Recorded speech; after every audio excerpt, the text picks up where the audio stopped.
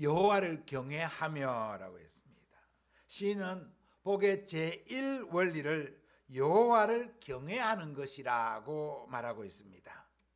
아니, 더 정확히 말하면 여호와를 경외하는 것은 모든 것의 근본이라고 말할 수 있습니다. 잠언 1장 7절에 보면 여호와를 경외하는 것이 지식의 근본이라고 했습니다. 또 신명기 10장 12절에 보면 이스라엘아, 내 하나님 여호와께서 내게 요구하는 것이 무엇이냐? 곧 내 하나님 여호와를 경외하여 그의 모든 도를 행하고 그를 사랑하며 마음을 다하고 뜻을 다하여 내 하나님 여호와를 섬기고라고 했습니다. 여호와를 경외하는 것이 제1원리라는 사실을 성경이 이렇게 말씀하고 있는 것입니다. 여호와를 경외하는 저와 여러분 되시기를 주님의 이름으로 축복합니다. 저와 여러분은 여호와를 경외하는 자들임을 믿습니다. 근데 여호와를 경외한다는 말이 무슨 말입니까? 여호와를 경외한다. 경외라는 말은 두려워한다는 말입니다.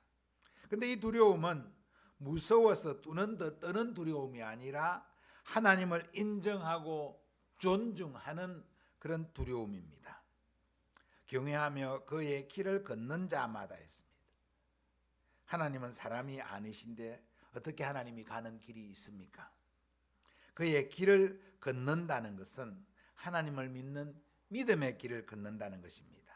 그의 길을 걷는다는 것은 또 좀 더 쉽게 말하자면 예수님의 가르침을 따르는 것이라고 말할 수 있습니다.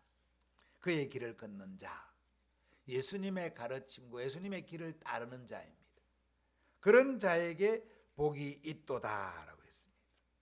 여호와를 경외하며 예수님의 가르침을 따르는 자는 복이 있다 믿습니다. 믿기를 바랍니다.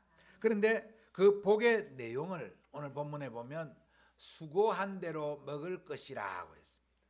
내가 내 손이 수고한 대로 먹을 것이라 내가 복되고 형통하리로다고 했습니다. 수고한 것을 먹을 수 있는 것이 참으로 복임을 믿습니까? 복하면 뭔가 내가 가지고 있지 않았던 내가 생각하지 않았던 그 특별한 것이 내게 와야 그것이 복이라고 생각하는데 내가 애써 수고한 것을 먹는 것이 내가 먹을 수 있는 것이 복이라 그것이 복되고 형통한 것이다 라고 말했습니다. 내가 수고하였으니 당연히 내가 먹을 수 있다고 생각할 수 있지만 실상은 그렇지 않습니다. 내가 수고했는데 그 수고가 다른 이에게 돌아가는 경우가 우리 인간사회에 얼마나 많은지 모릅니다.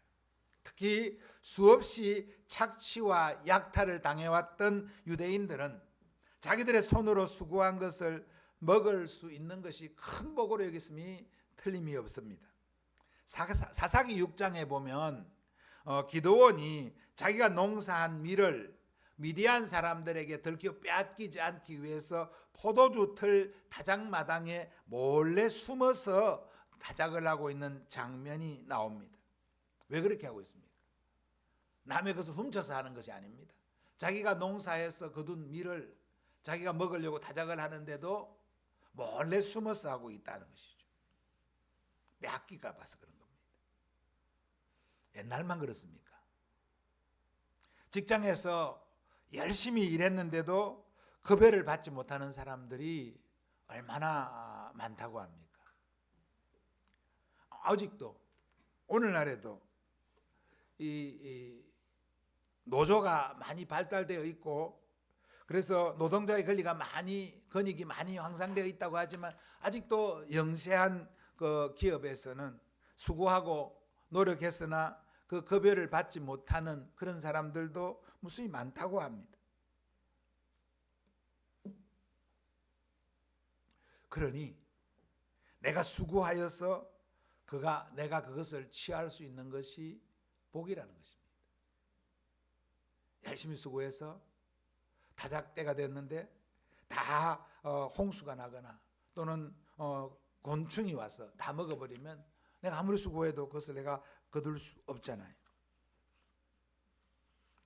내가 아무리 노력해도 안 되는 것 있잖아요.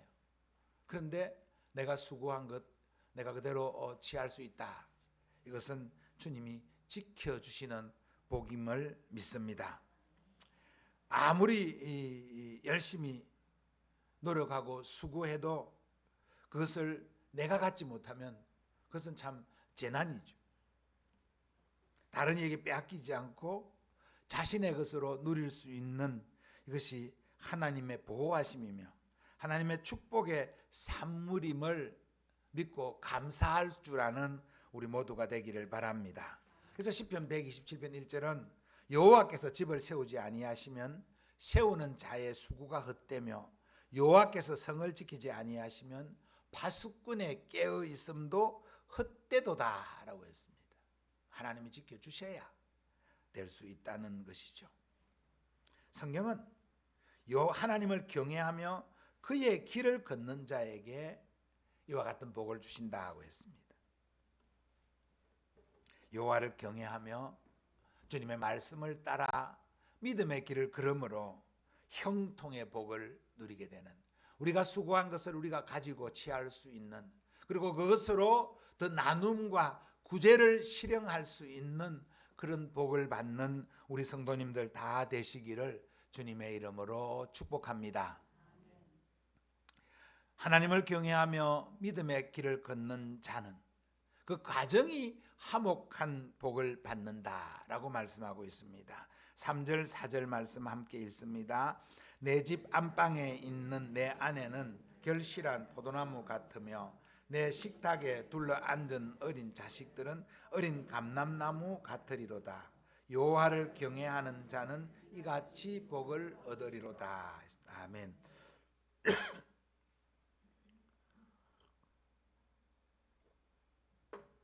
여호와를 경외하는 자들의 가정에 화목과 화평의 복을 주시겠다는 말씀입니다. 우리 성도님들의 가정이 이 말씀처럼 화목하고 화평한 또 풍성한 가정이 되기를 바랍니다. 내 집 안방에 있는 내 아내는 결실한 포도나무 같으며 했습니다. 그러나 아내만 얘기하는 것에서 남편에게만 주는 말씀이라고 생각하기 쉽습니다. 그렇지 않습니다. 가정입니다. 부부가 서로 신뢰하고 사랑으로 충만한 가정이 되기를 축복합니다. 아내가 남편을, 남편이 아내를 사랑하는 정말 결실한 포도나무 같이 바라볼 수 있는 우리 성도들의 가정이 되기를 바랍니다. 혹시 남편이 믿지 않는 그러한 가정일지라도, 혹시 아내가 아직 교회에 나오지 않는 그런 가정일지라도 그 남편을, 그 아내를 결실한 포도나무처럼 어여삐 귀하게 보는, 그리고 마침내 주님 안에서 믿음의 같은 방향을 보는 같은 가정을 이루어가는 우리 성도님들 다 되시기를 주님의 이름으로 축복합니다. 이런 이야기가 많죠. 또 이런 영상도 있습니다. 어떤 예능 프로에 시골 할아버지 할머니들이 나와서 이렇게 이제 한 사람이 말씀 제시된 글자를 보고 설명을 하는, 그래서 맞추는 그런 프로 방송이 있었습니다. 제가 이제 설교를 준비하면서 그 방송이 무슨 방송인지 생각을 해봤는데 그 이름을 잘 못 두겠더라고요. 좀 몇 년 돼서. 근데 보니까 그때 보면 할아버지가 앉아서 뒤에 이제 이 그림을 보고 설명을 하고 할머니가 답변을 하는 그런 거였습니다. 근데 그 글자가 기억하기를 이제 천생연분이었습니다. 보신지는 모르겠는데 천생연분인데 할머니가 뭘 자꾸, 할아버지가 자꾸 설명을 하는데 할머니 자꾸 엉뚱한 말을 잘 모릅니다. 그래서 할아버지가 자 이제 좀 그 부부가 금실이 좀 좋았나 봐요. 그래서 우리 사이 이렇게 설명하니까 할머니가 뭐라고 했는지 압니까? 평생 왼수.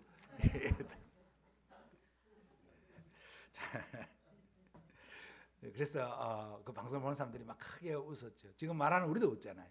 참 근데 가만 생각해 보니 참 우픕니다, 그죠? 우프다는 말 압니까? 웃기지만 슬픈 얘기. 그 평생을 살아온 할아버지 할머니가 천생연분인데 이걸 평생 왼수라고 하니까 우리 성도들은 그렇지 않는 줄 믿습니다. 어디가 설명할 때 남편을 평생 왼수라고 설명하지 않고 아내를 평생 왼수라고 설명하지 않는 그런 우리 성도들 이어야 합니다.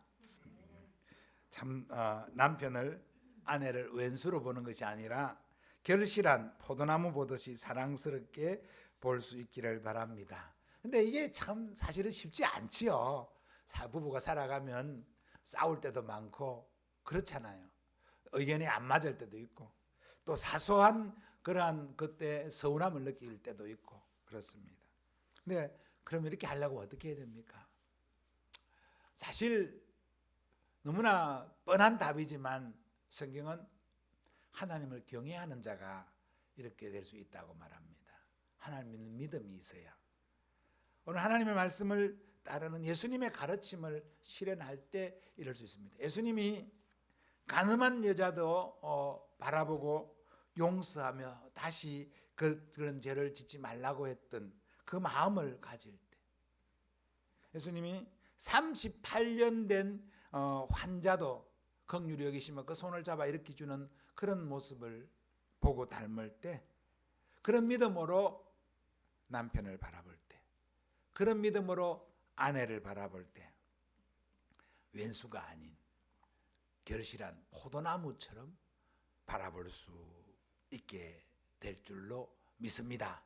주님의 마음을 닮아 주님의 눈으로 아내와 남편을 바라볼 수 있는, 아직 같은 믿음의 길을 걷지 않는 성도들일수록 더더욱 믿음의 마음으로 바라보고 그를 긍휼히 여기시며 정말 천국에 가야 되는데 그도 함께 갈 수 있도록, 천국까지 같이 가서 싸우자는 얘기가 아닙니다.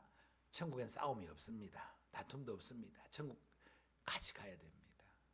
정말 천국 같이 갈 수 있는 그런 아내와 남편이 되도록 그렇게 바라볼 수 있는 우리가 되어야 합니다. 내 식탁에 둘러앉은 어린 자녀들이라고 했습니다. 내 식탁에 둘러앉은 자식들은, 식탁에 둘러앉은 자식, 한 가정에 같이 식탁에 둘러앉아 식사하는 이런 가정이 참 많이 어려워지죠. 워낙 바쁜 세상이다 보니까, 또 워낙 개인주의가 팽배하다 보니까 같은 집에서 같이 식탁에 앉아서 밥을 먹는 경우도 쉽지 않다고 합니다. 정말 믿음의 가정은 정말 힘써 같은 식탁 공동체를 만들어야 됩니다.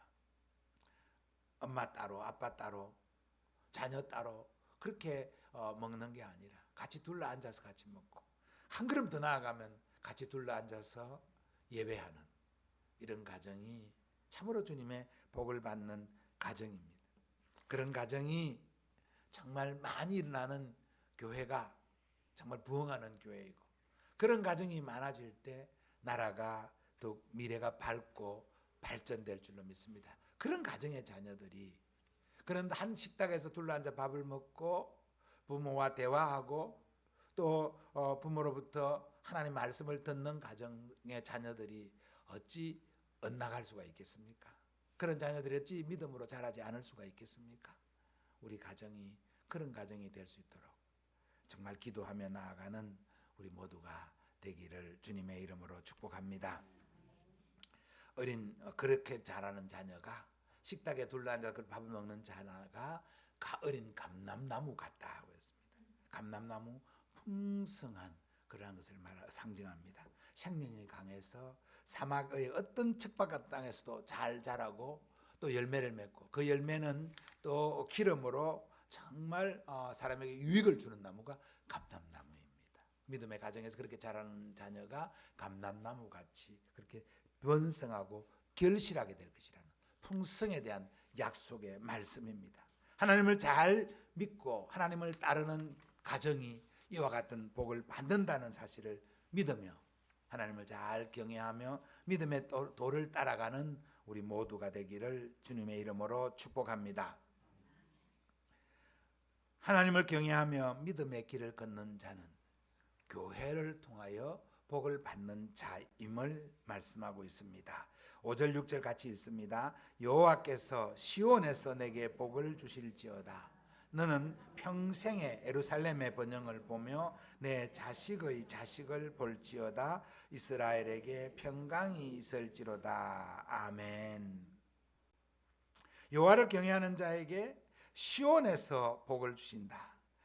예루살렘의 번영을 보게 하신다라고 했습니다. 하나님의 복을 주시는 장소를 시온으로 정하여 주고 있습니다. 시온은 사실 하나님의 성전이 있는 예루살렘의 남쪽 산입니다. 그래서 이 시온은 하나님 임재의 상징적인 장소입니다. 이스라엘 백성들은 그 시온을 하나님의 도성으로 가장 중요한 성지로 생각했습니다. 그래서 시오니즘이라는 단어도 생겨나잖아요. 이스라엘 사람들이 시온으로 향하여 가자. 시온에 하나님의 전이 있다. 시온이 하나님을 예배하는 곳이다. 이런 마음이 팽배해서 시오니즘이라는 말이 생기기도 했습니다. 시온은 이스라엘의 신앙의 중심지일 뿐만 아니라 정치적, 정신적 중심지이기도 합니다. 근데 이 시온은 사실 한 장소였지요. 근데 시온이 어떤 장소였는가를 조사해 보면요, 먼 구약 시대에 아브라함이 독사 이삭을 바치라고 했던 그 모리아산, 그것이 시온산입니다. 그리고 다윗 왕이 여부스 족속으로부터 예루살렘을 빼앗고 그것을 차지했던 곳이 바로 시온입니다. 근데 또 시온은 왕이 된 다윗이 노년에 말년에 자기의 그 번영을 가시하고자 이스라엘 인구를 조사하게 했습니다. 이것이 하나님을 노엽게 하는 그러한 범죄였습니다. 그래서 하나님께서 다윗에게 징계의 벌을 내렸습니다. 전염병을 내렸죠. 그리고 그 전염병으로 7만 명이 죽어나갈 때 다윗이 하나님 앞에 회개하고 하나님이 다윗을 긍휼히 여기사 용서하실 때 그 하나님 앞에 다윗이 제사를 번제를 드리는 그 장소가 아리우나의 타작마당인데 그곳이 바로 시온입니다. 이곳에 후에 솔로몬이 성전을 세우죠. 그래서 그걸 통칭해서 시온이라고 합니다.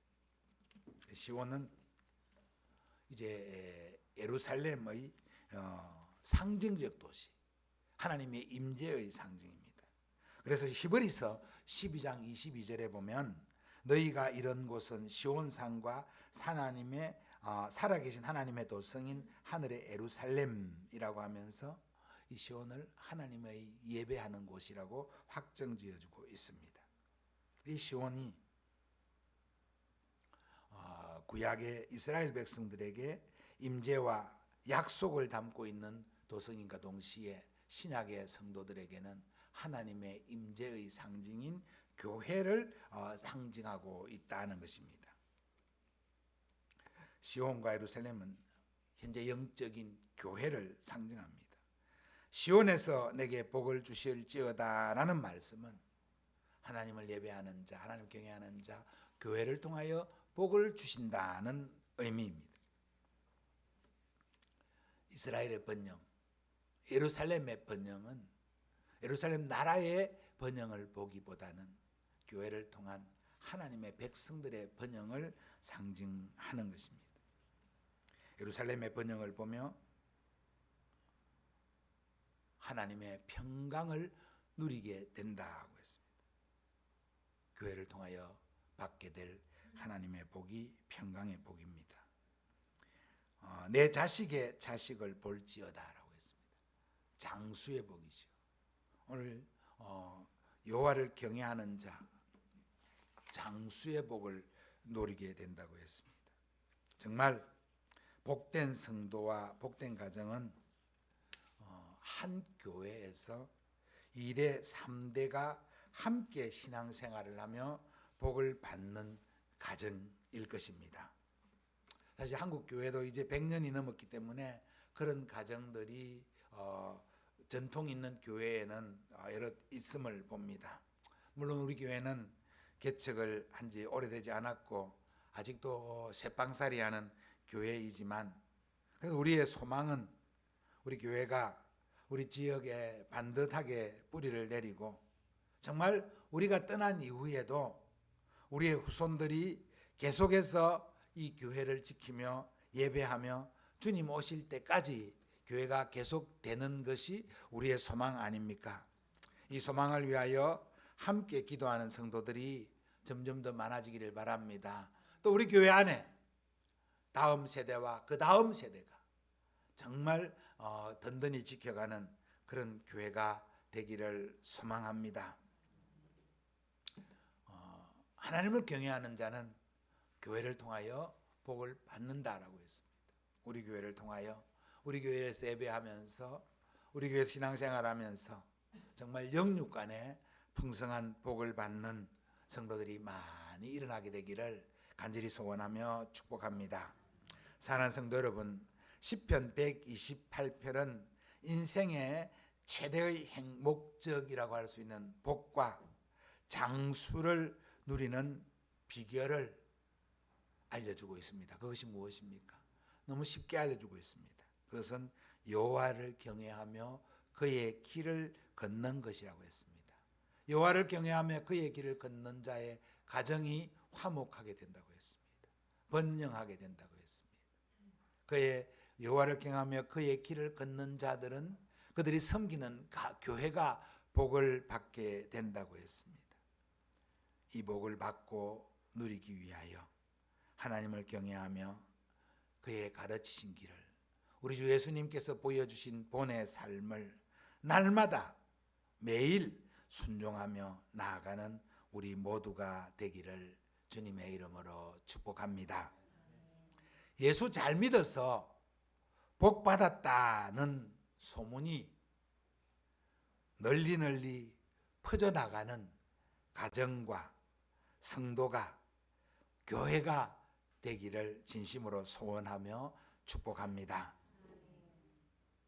여호와를 경외하며 그의 길을 걷는 자가 받는 128편의 복이 다른 사람에게 주어진 복이 아니라 바로 저와 우리 모두에게 주어진 복이 되기를 주님의 이름으로 다시 한번 축복합니다. 579장 함께 찬양하겠습니다.